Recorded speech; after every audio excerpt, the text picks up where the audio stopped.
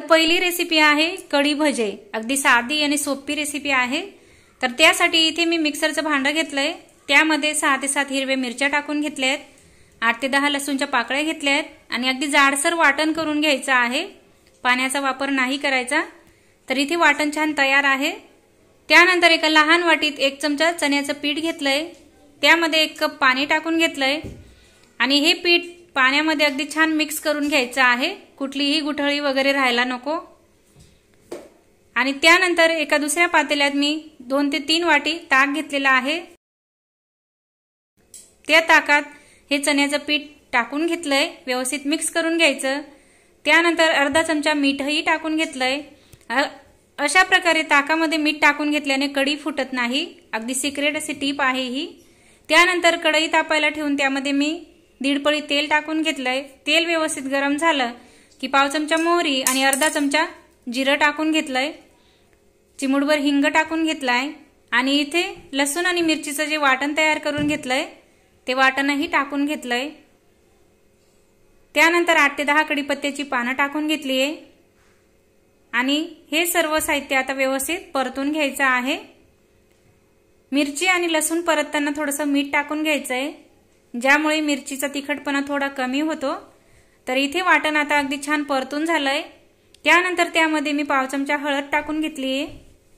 हळद टाकून व्यवस्थित मिक्स करून घ्यायचंय आणि कढईमध्ये आता ताक टाकून घ्यायचं आहे आणि व्यवस्थित मिक्स करून घ्यायचंय।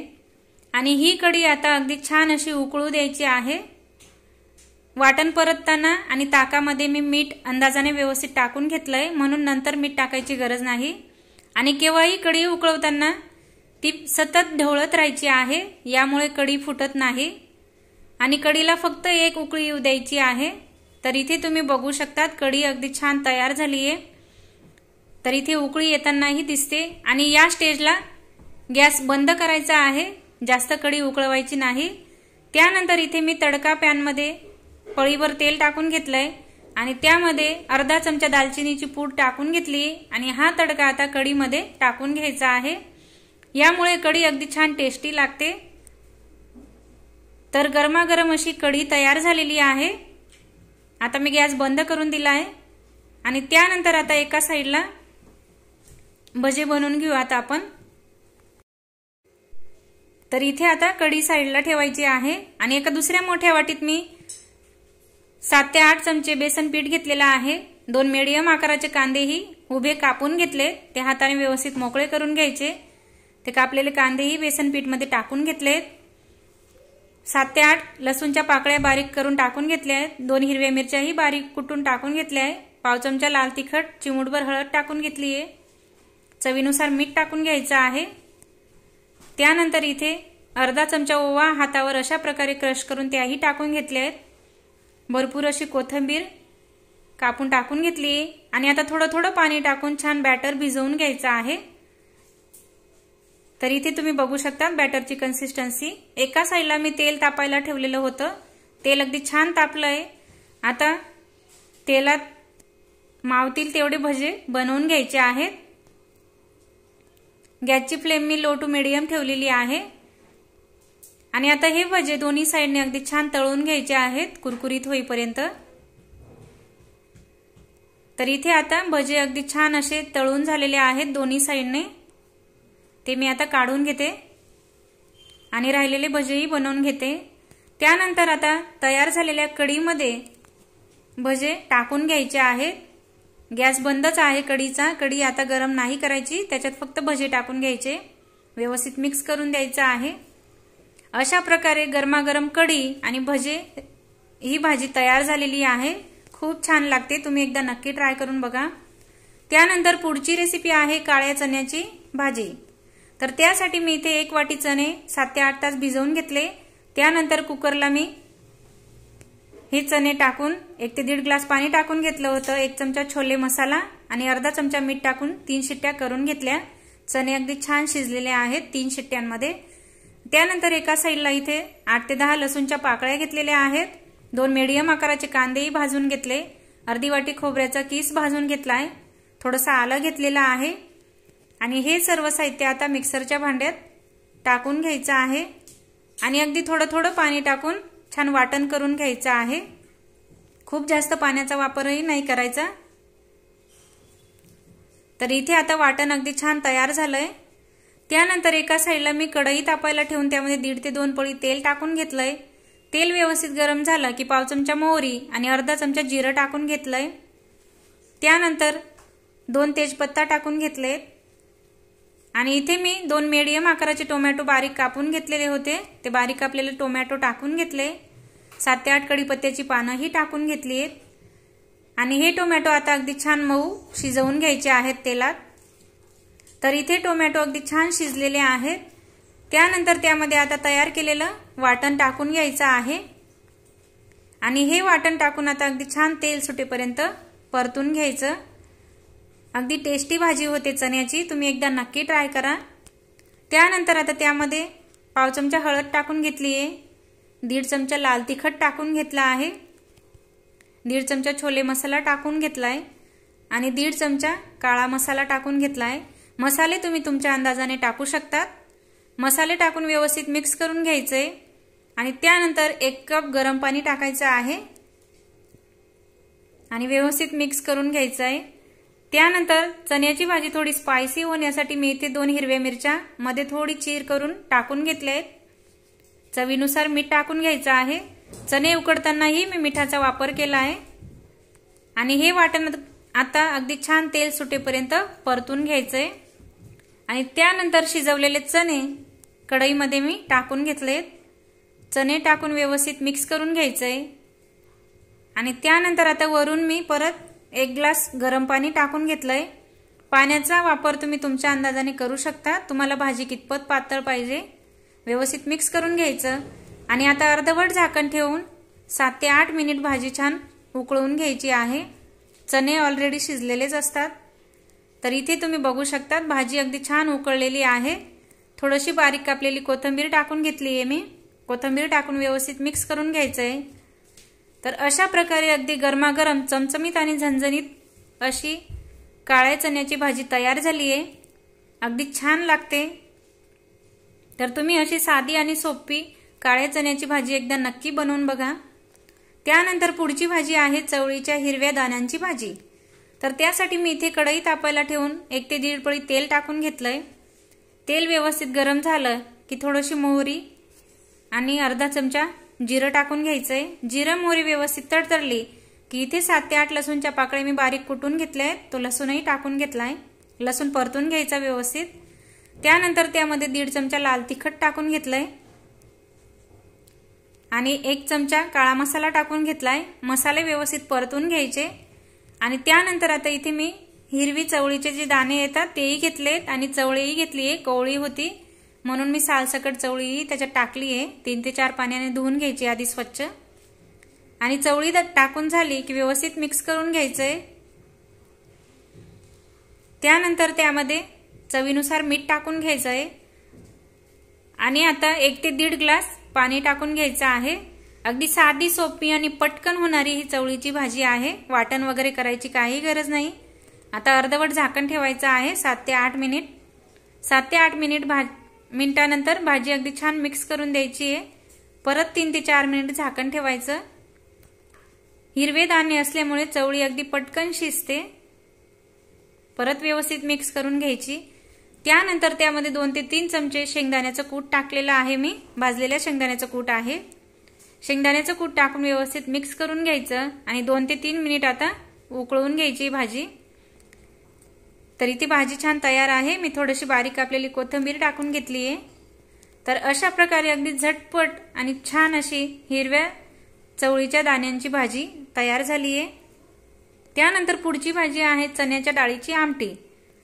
तर त्यासाठी मी इथे 1 वाटी चण्याची डाळ घेतली आहे आणि ती 3 ते 4 पाण्याने स्वच्छ धुवून घ्यायची आहे, जेणेकरून डाळीला लावलेली पावडर वगैरे व्यवस्थित निघून जाईल।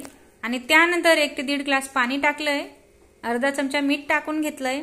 मीठ टाकून व्यवस्थित मिक्स करून घ्यायचंय आणि आता कुकरला लावून 2 शिट्ट्या करून घ्यायच्या आहेत। तर एका साईडला मी आता वाटण करून घेते। 1 मीडियम आकाराचा कांदा भाजून घेतलाय, अर्धी वाटी खोबऱ्याचा किसही भाजून घेतला, 8 ते 10 लसूणच्या पाकळ्या, थोडंसं आलं, हे सर्व टाकून व्यवस्थित वाटण करून घेतलंय। त्यानंतर एका साईडला कढई तापायला ठेवून त्यामध्ये 1.5 पळी तेल टाकलंय आणि त्या तेलात आता तयार केलेलं वाटण टाकून घ्यायचंय आणि हे वाटण आता अगदी छान तेल सुटेपर्यंत परतून घ्यायचं। अगदी झटपट होणारी ही चण्याच्या डाळीची आमटी आहे। तर इथे वाटण अगदी छान परतून झालंय। त्यानंतर त्यामध्ये मी 1.5 चमचा काळा मसाला टाकून घेतलाय, 1.5 चमचा लाल तिखट टाकून घेतलंय आणि 1/2 चमचा हळद टाकून घेतलीये। मसाले तुम्ही तुमच्या अंदाजाने टाकू शकतात। मसाले टाकून व्यवस्थित मिक्स करून घ्यायचंय आणि त्यामध्ये 1 कप गरम पाणी टाकायचं आहे। गरम पाणी टाकून व्यवस्थित मिक्स करून घ्यायचंय। चवीनुसार मीठ टाकायचंय। डाळ शिजवतानाही मी मिठाचा वापर केला आहे आणि हे वाटण आता अगदी छान तेल सुटेपर्यंत परतून घ्यायचं। तर इथे वाटण अगदी छान परतून झालेलं आहे आणि त्यामध्ये आता शिजवलेली चण्याची डाळ टाकून घ्यायची आहे आणि डाळ टाकून झाल्यावर व्यवस्थित मिक्स करून चमच्याने थोडी स्मॅश करून घ्यायची, जेणेकरून रस्सा अगदी घट्टसर होईल। आणि त्यानंतर 1 ते 1.5 ग्लास गरम पाणी टाकायचं आहे। पाण्याचा वापर तुम्ही तुमच्या अंदाजाने करू शकता आणि आता अर्धवट झाकण ठेवून 8 ते 10 मिनिट ही आमटी छान उकळवून घ्यायची।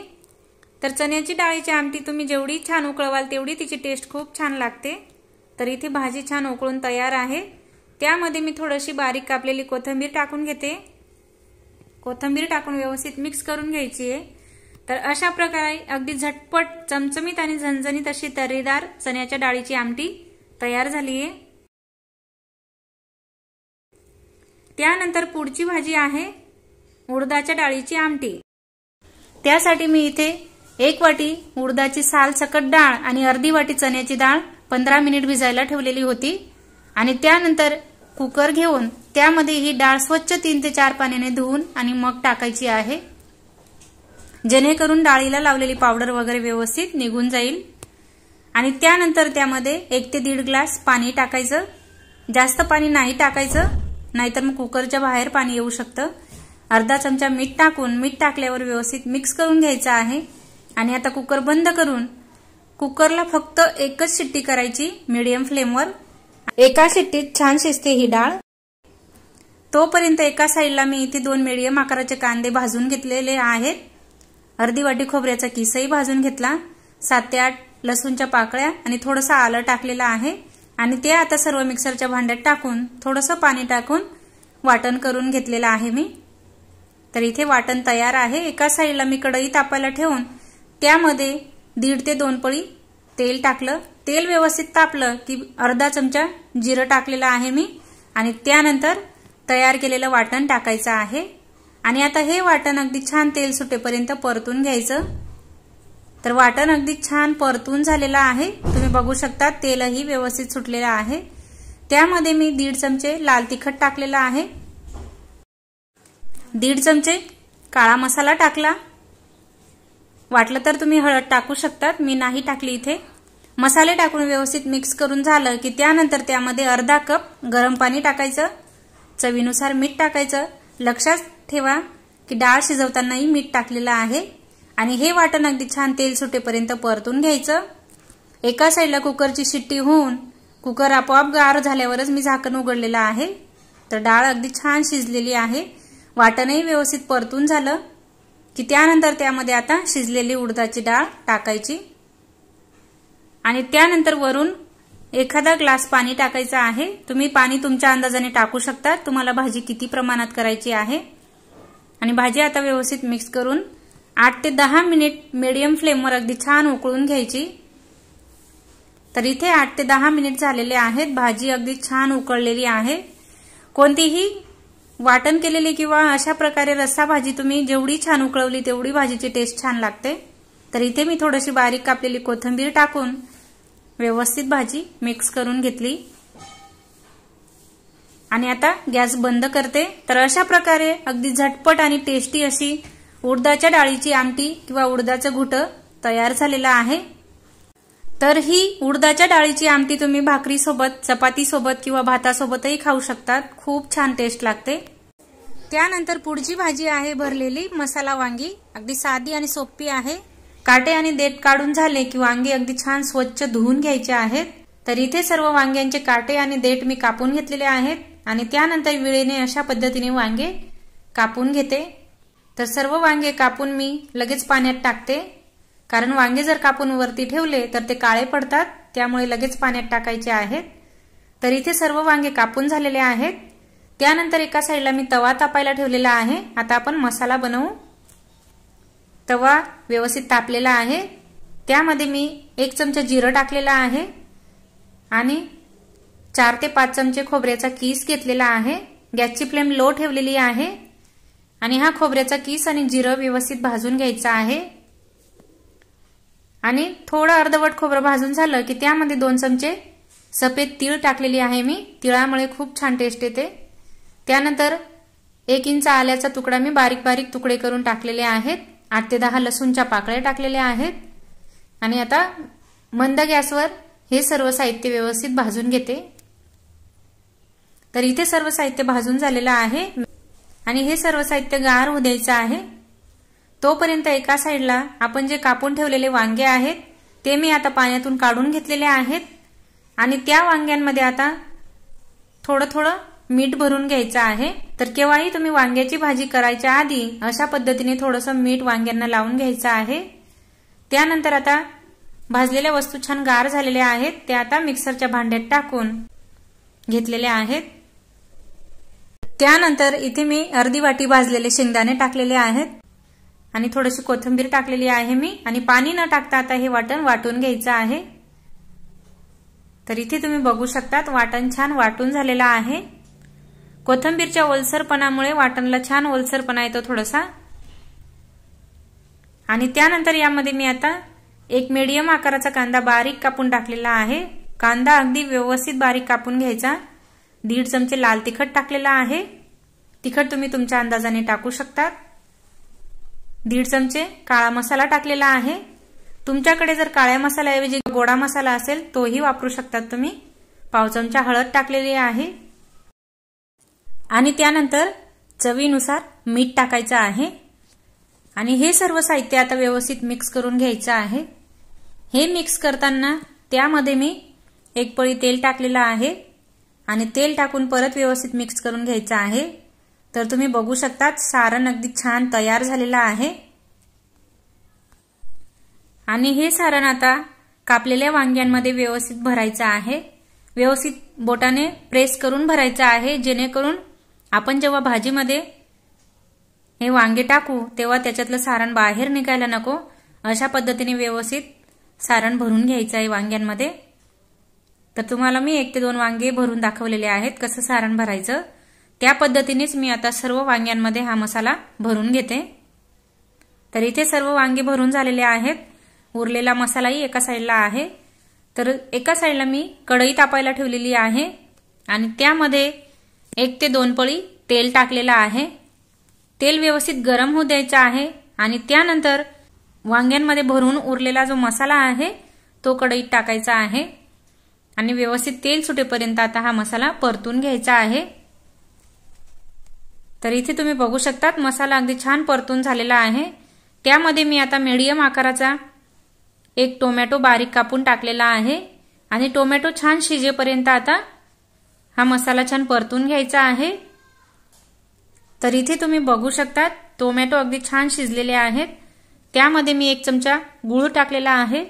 गुळामुळे भाजीला तरी छान येते आणि रंगही खूप छान येतो। आणि त्यानंतर आपण जे सारण भरून ठेवलेले वांगे होते ते भरलेले वांगे कढईमध्ये टाकायचे आहेत। व्यवस्थित मिक्स करून घ्यायचे। जास्त मिक्स नाही करायचं, नाहीतर मग वांगे मिक्स करताना त्यांच्यातला मसाला बाहेर येऊ शकतो। तर इथे सर्व वांगे मिक्स झालेले आहेत आणि त्यानंतर आता 2 ते 3 मिनिट मी झाकण ठेवलेलं आहे। तर 2 ते 3 मिनिटांनंतर झाकण मी उघडलेलं आहे कढईवरचं आणि सर्व वांग्यांची जी साईड आहे ती चेंज करून द्यायची आहे। एक साईड छान शिजली गेलेली आहे। परत मी आता 2 ते 3 मिनिट झाकण ठेवलेलं आहे आणि दोन्ही साईड आता वांग्याचे छान शिजलेले आहेत। मी झाकण काढून वांगे थोडे मिक्स करून द्यायचे आहेत। तर इथे वांगे व्यवस्थित मिक्स करून दिलेले आहेत मी आणि त्यानंतर या वांग्यांमध्ये 1 ते 1.5 ग्लास गरम पाणी टाकायचं आहे। इथे मी मिक्सरच्या भांड्यातच पाणी व्यवस्थित मिक्स करून तेच गरम केलेलं पाणी टाकलेलं आहे। गरम पाणी टाकून झाल्यावर भाजी व्यवस्थित मिक्स करून द्यायची आणि 5 ते 7 मिनिट झाकण ठेवायचं आहे।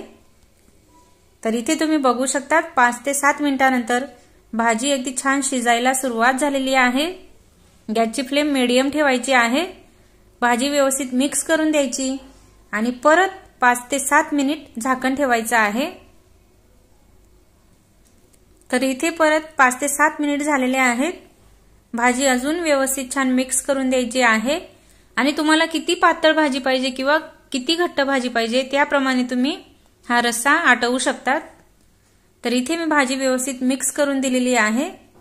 तुम्ही रंग बघू शकतात भाजीचा आणि तेलही छान सुटलेलं आहे। त्यामध्ये मी थोडीशी कोथिंबीर बारीक कापून टाकते। कोथिंबीरमुळे खूप छान टेस्ट येते भाजीला। व्यवस्थित मिक्स करून द्यायची आहे। रस्साही छान आटलेला आहे। ग्रेव्ही खूप छान तयार झालेली आहे वांग्याच्या भाजीची।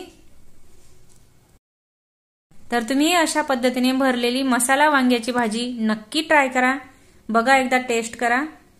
तर इथे मी तुम्हाला दाखवते की वांग छान शिजलेलं आहे। तर अगदी छान चमचमीत आणि झणझणीत ही भरलेली मसाला वांग्यांची भाजी तयार झालेली आहे।